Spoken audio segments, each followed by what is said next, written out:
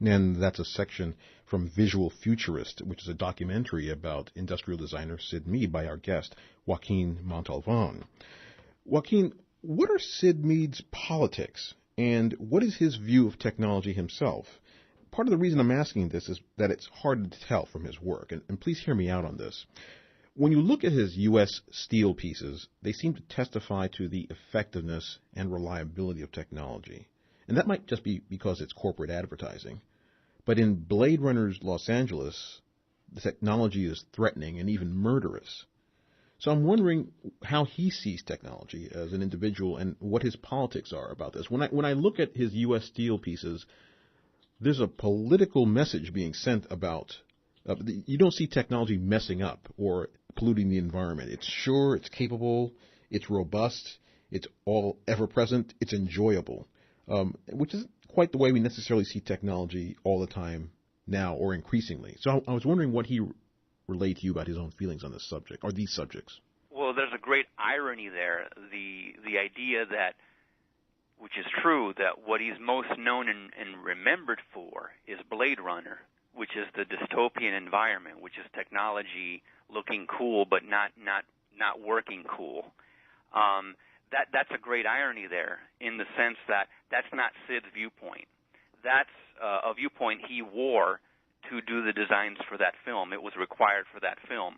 But it's not his viewpoint of technology. His viewpoint of technology is very optimistic. Like those U.S. steel pieces. Exactly. And I did a piece after Visual Futures. This is an 8-minute piece called 2019. And in that piece at the end, he says he's optimistic about the future because we have more people working on problems today than ever before. So he is totally optimistic about the future, technology, and its uses. Now that said, he is ethically cautious. He doesn't believe that just because we can do something that we should. So he's all for technology, but with an ethical backstop of just because you can do something, don't do it. You have to think about why you're doing something. But he's eternally optimistic about the future and technology. So it's a great irony that most of his work is that way, but Blade Runner, what he's most known for, is not. You mentioned your film 2019. We're only a decade out from Blade Runner's date of 2019. How prescient was Sid Mead's view of Los Angeles, or how not prescient was it? I think it's very prescient. I haven't been, but I've seen pictures of. When I've been in Hong Kong, and Hong Kong to me reminded me a lot of the visuals and the cityscapes in Blade Runner. I know Japan, the Ginza district has taken on that look and feel. And the whole culture thing in L.A. has that feel too. So I think it's been very much prophetic in that regard. That's pretty much about it on that one, I think. I mean, I think it's very relevant.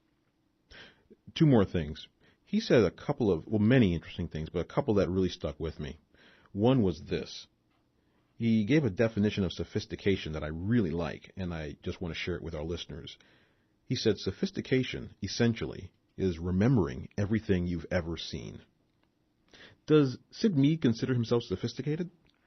I don't know that he's humble, so I don't know that he would say that he is, but I think he most definitely is. He talks about in there about drawing a blade of grass and how you have to study even something as simple as a blade of grass to be able to draw it. So he also says, basically riffing off of what you just said, it's duplicating what you see. In that duplication, you have to remember what you see. So I think that he is always studying everything to duplicate it, but he's also very aware that those things move and change. So they're never in the same spot. So a blade of grass moves. So he studies the movement so that he can reproduce it in a still image, even though real life moves. The other thing he said is the future is exciting because we can change it. What does he intend to change about the future at this point? That's a good question.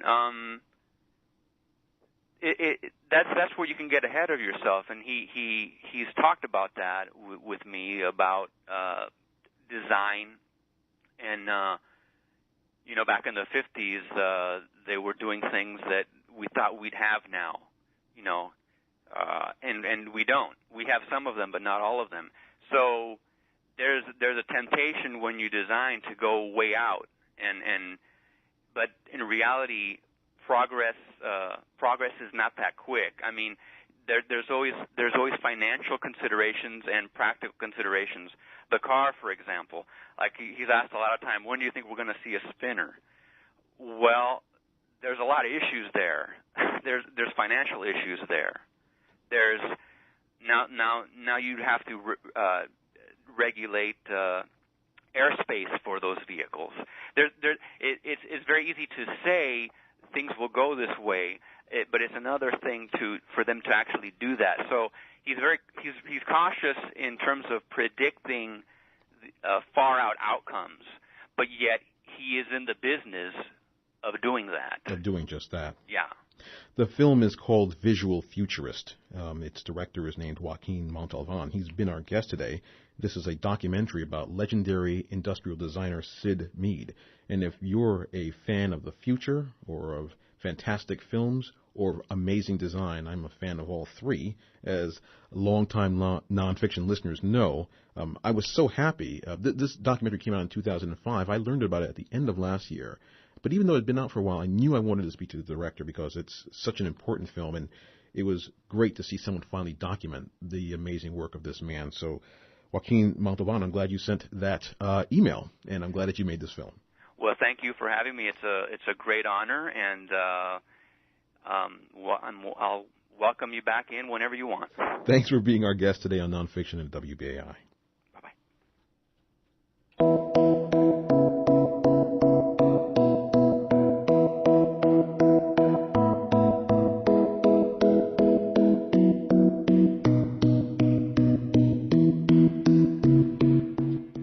And that'll bring this week's edition of Nonfiction to a close. We want to thank our guests, Jason Delgandio and Joaquin Montalvan, for their ideas and insights. Nonfiction is a co-production of both the Arts Department at WBAI and of Media Assassin. Read the Media Assassin blog for news about upcoming shows at harryallen.info. Our engineer is Michael G. Haskins. Additional production was provided by Jeff Snyder, Grand Mixer DXT, and Harry Allen. Special thanks to Zakia D. McGregor, Kiko Nosferatu, the staff and volunteers at WBAI, but most of all to you, our listeners, members, and supporters, without whom none of this would be possible. And 99.5 FM would be facing a dystopic future, no doubt sent there by the evil Clear Channel Corporation. Please continue to support WBAI with your donations and gifts. Email us at nonfictionradio@yahoo.com. That's nonfictionradio@yahoo.com. Up next, Earl Caldwell and the Caldwell Chronicle. For Nonfiction, I'm your host, Harry Allen, wishing you an excellent and blessed week.